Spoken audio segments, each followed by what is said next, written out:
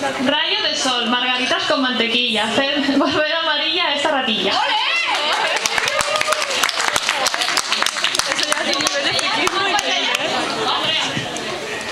El hechizo no me funcionó. No sé, lo digo por si...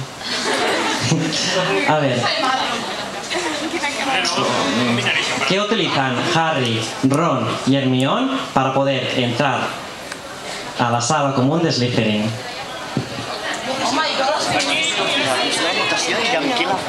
Pues sí, la mutación.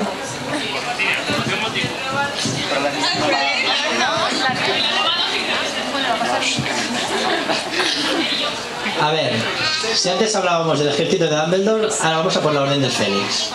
Quiero que me digáis 7 nombres de 7 personas del ejército de la Orden del Fénix. ¿Antigua o vieja? Digo, antigua o nueva.